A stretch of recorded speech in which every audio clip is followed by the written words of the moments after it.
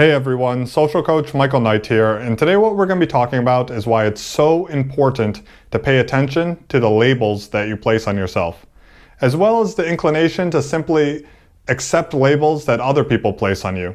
Working as a social coach, I hear excuses all the time, especially online, but also in person. I hear, oh, but I'm an introvert. You know, us introverts, we just get our energy from being alone all the time, and we're just we weren't born extroverts. And since I wasn't born an extrovert, there's nothing I can do. I can't better my social skills in any way. You know, I'm born an introvert, always an introvert. That's the way I am, so I'm never going to be able to go out and meet people. I'm never going to make the business connections. You know, I just don't have the energy for that. There's nothing I can do, so it's not my fault. You know, I'm just born that way.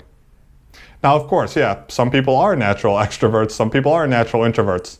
But these people are using the label to say, okay, this is my box, and this is going to limit everything I can do. You know what? I was born dyslexic. They tried to put me in a box. They're like, well, you know, this is dyslexic person. We'll take him out of normal classroom. We'll put him in with the other kids. You know, some of these kids actually have severe mental development issues and are eating the glue sticks and stuff. And I have to think like, oh, I guess this is my room.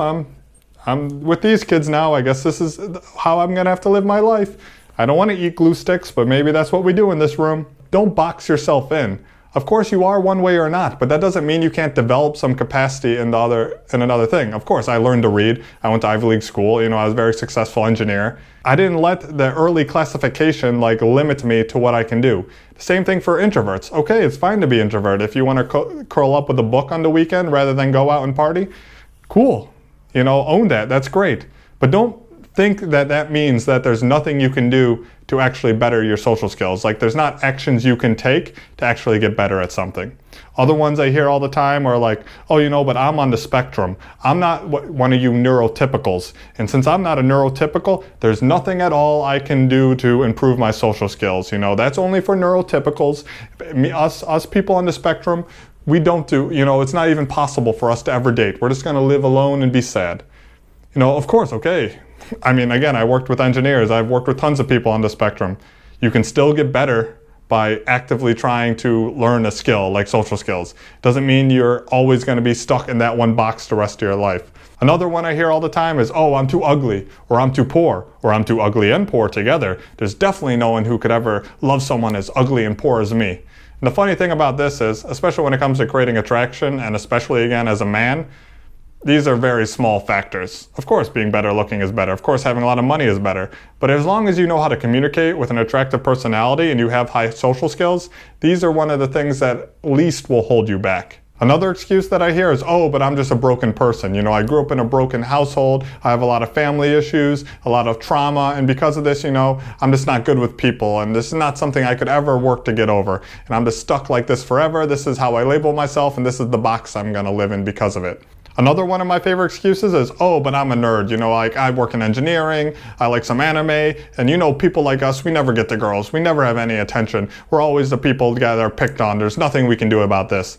And I have a little bit of sympathy for this. You know, I am a nerd myself. I worked a lot in computer engineering. I was in those environments, especially in university, where I looked around and it's 95% men and none of the guys had girlfriends. No one's doing cool parties in the weekend. Everyone was just sitting in the library all day. And I thought, okay, I guess this is me. Like, that's my major. That's their major.